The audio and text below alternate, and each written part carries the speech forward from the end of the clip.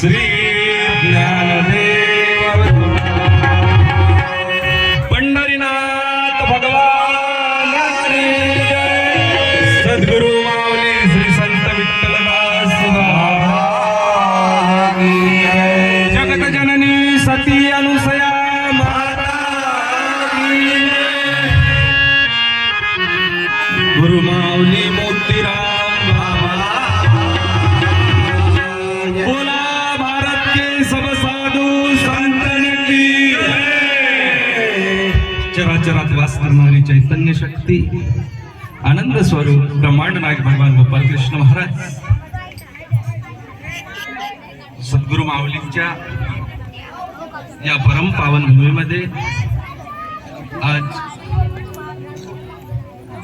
भागवताचा पाचवा दिवस आणि या भारुडाला थोडीफार का होईना सेवा मिळाली त्याबद्दल शिवनाळा खरोखरच पुण्य परम पावन भूमी आहे आणि आमचं माहेर आहे आणि या माहेरात भारूड करताना फार असा आनंद होत असतो आणि आजचं जे भारूड आहे सेवेकरिता घेतलं जाणार माझ्या नातरायांचं आहे। जगत कल्याणाकरिता माझ्या नातबाबांनी भारुडाची निर्मिती केली त्यातलाच आपल्या जोड वेळ कमी असल्यामुळं थोडं त्यातला सुंदर असं एक भारूड सादर होत आहे। मी एक सासूरवासीन स्त्री आहे। नाथ महाराजांनी रूपक बसवलेला आहे। सासूरवासीन स्त्री म्हटल्यानंतर त्या स्त्रीला घरामध्ये फार मोठा जाच असतो, सासूरवास होत असतो। आता होत नाही ही गोष्ट वेगळी, पण पूर्वी होता। आता काही सुना सासवायचं पहिल्याच्या सुना सासवा म्हणजे असं होतं, माल देऊन आल्या होत्या, माल देऊन आल्या नव्हत्या, कोणी मारलं तरी जमून जाय, सासरा मारो का सासू मारो का कोणी, आता माल देऊन आल्या, कोणाच्या बापाला ऐकत नाही। तर त्या आणि हे भारूड पूर्वीच आहे। तर सासूरवासीन सुनाचं सुंदर असं भारूड आमच्या शिवनाळा मुक्कामी सादर होत आहे। मायबाप हो, मी सासूरवासी सून, आमच्या कोळीचं कुळदैवत जगदंबा आदिशक्ती माताजी, सती अनुसया माताजी आणि माताजीकडे आपल्या संसाराचा रहाट गाडग सांगण्याकरिता, कुलदेवीला नवस करण्याकरिता या ठिकाणी ही बाई आलेली आहे। माझे नाथ महाराज सांगतात, अन सत्वर पावग मला भवानी माय रोटगा वाहिन तुला, सत्वर पावग मला भवानी माय रोटगा वाहिन तुला, हे रोटगा वाहिन तुला भवानी माय रोटगा वाहिन तुला, रोटगा वाहिन तुला भवानी माय रोटगा वाहिन तुला, रोटगा वाहिन तुला भवानी माय रोटगा वाहिन तुला, सत्वर वाहिन तुला भवानी माय रोटगा वाहिन तुला, सत्वर पावग भवानी माय रोटगा वाहिन तुला, सत्वर पावग मला भवानी माय रोटगा वाहिन तुला, रोटगा वाहिन तुला भवानी माय रोटगा वाहिन तुला, रोटगा वाहिन तुला भवानी माय रोटगा वाहिन तुला, सत्वर पावग मला भवानी माय रोटगा वाहिन तुला, सत्वर पावग मला भवानी माय रोटगा वाहिन तुला।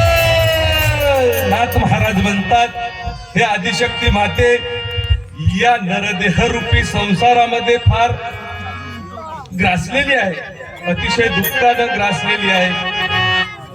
संसार कसा असतो, सुखी आहे का? जगी सर्व सुखी असा कोण आहे, विचारी मना तूच शोधून पाय। जगात कोणी सुखी आहे का? संसारात तर नवऱ्याची कटकट, तुझी कटकट, लटपट पटकट, कोणी सुखी नाही। मग त्या सुखाचा शोध घेण्यासाठी मायबाप ज्या ज्या वस्तूंचा त्याग करावा लागतो, माझ्या नाथ महाराज प्रस्तुत भारुडातून सांगत आहे। रोटगा वाईन तुला भवानी माय रोटगा वाईन तुला। नाथ महाराज म्हणतात, सत्वर पावग मला, आत्ताच्या आत्ता जर माते तू मला जर पावली तर मी तुला रोटगा वाहणार आहे। असा नवस घेऊन ही बाई आदिशक्तीच्या दरबारात आलेली आहे. कोणता रोडगा? आत्मनिवेदन भरित रोडगा, वाहीन हारोहारी. पण केव्हा? आदिशक्ती माता तू जर मला पावली तेव्हा मी रोडगा वाईन. असते ना आपली भक्ती कशी आहे? आपल्या भक्तीत थोडासा स्वार्थ असतो, काहीतरी स्वार्थ धरूनच बरीच मंडळी देवाला शरण जातात. जो निस्वार्थ भावानं शरण गेलेला आहे त्याचं कल्याण झाल्याशिवाय राहत. तर नाथ महाराज म्हणतात सत्वर पावग मला अन रोडगा वाईन. हे आदिशक्ती माता तू जर का मला पावली तर मी सुंदर असा आत्मनिवेदन भक्तीचा रोडगा तुला वाहणार. हरुडाच्या प्रथम चरणात नाथ महाराज सांगतात सासरा माझा गावी गेला, सासरा माझा गावी गेला. अहो सासरा माझा गावी गेला, सासरा माझा गावी गेला. अन तिकडेच खपवी त्याला, तिकडेच खपवी त्याला हो आणि माय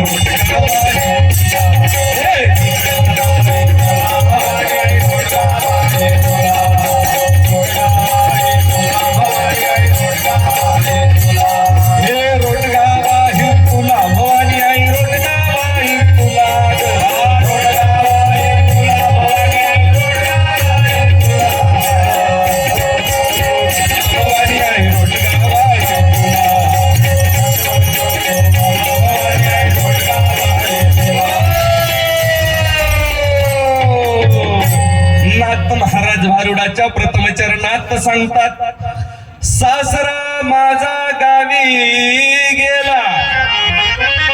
कोणता सासरा? नाथ महाराजांनी तो सासरा सांगितलेला आहे. अहंकार रूपी सासरा, अहंकार नावाचा सासरा गावी गेलेला आहे. आता या ठिकाणी माझे समस्त थोर जन मंडळी, माझ्या गुरुतुल्य असणारे सारे माझे गुरुबांधव, गुरुबहिणी बसलेले आहेत. या ठिकाणी आपण बसलेले आहोत. कोणीतरी एवढूस अहंकार धरून बसलं का? अहंकार जर असता तर आपण या ठिकाणावर आलो नसतो. निरअहंकारी होऊन देवाच्या दर्शनाला जात असताना निरअहंकार होऊन जावं लागतं. आणि या ठिकाणी तुम्ही निरअहंकार होऊन बसलेले आहात. म्हणजे आता थोडा वेळा पुरता का होईना सासरा गावाला गेलेला.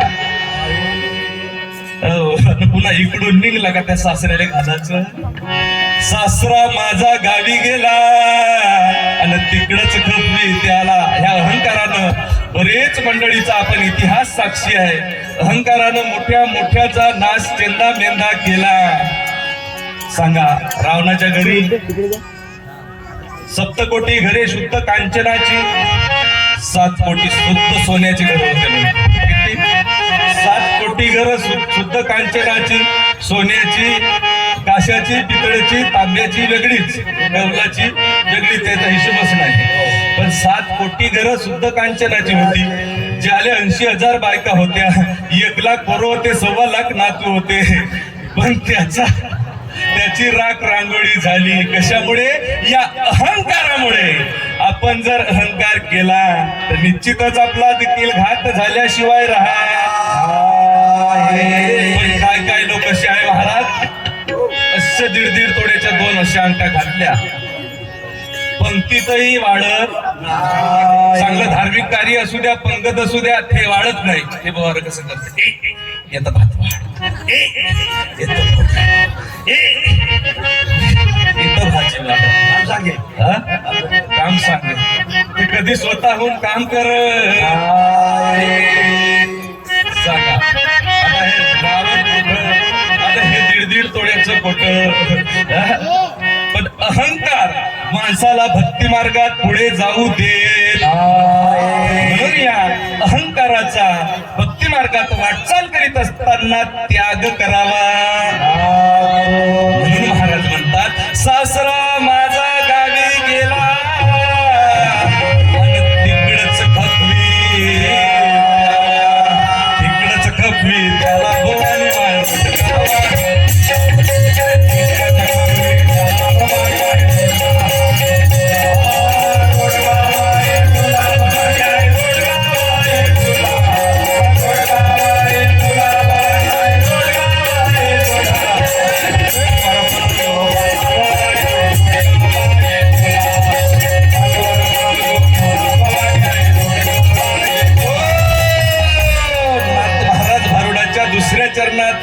सांगतात सासू माझी जाच करती,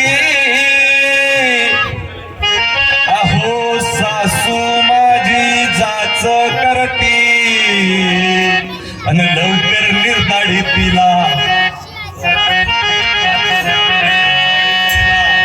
लवकर निर्धाडी तिला भवानी माय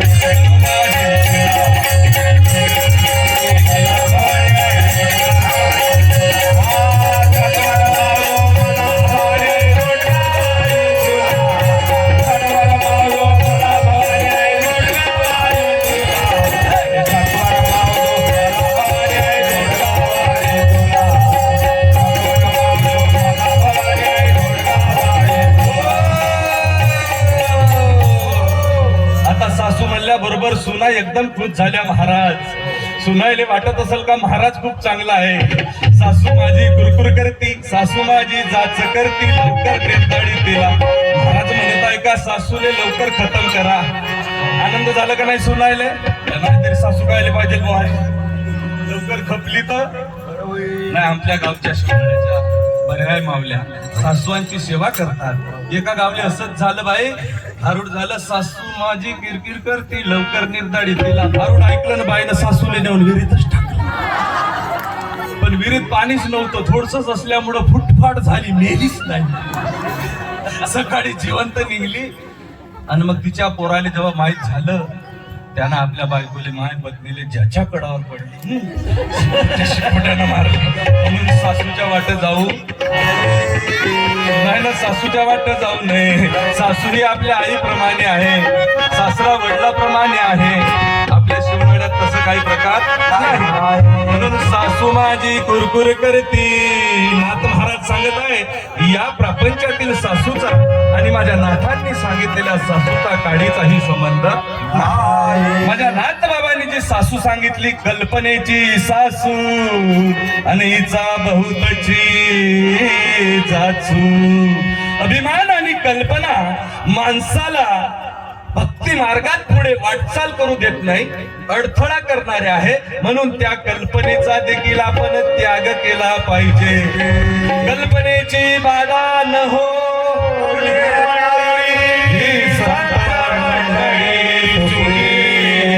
अहंकाराचा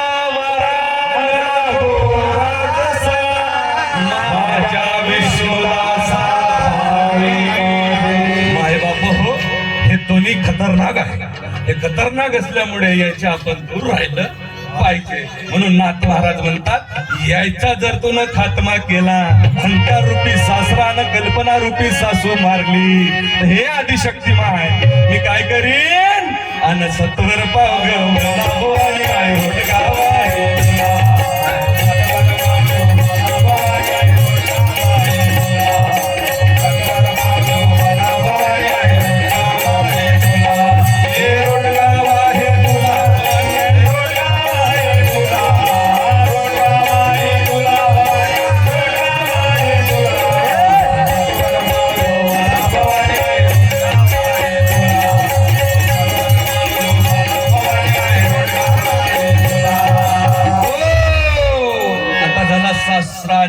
सासूनाथ महाराज पुढील चरणात सांगतात जाऊ माझी फाडफाड बोलती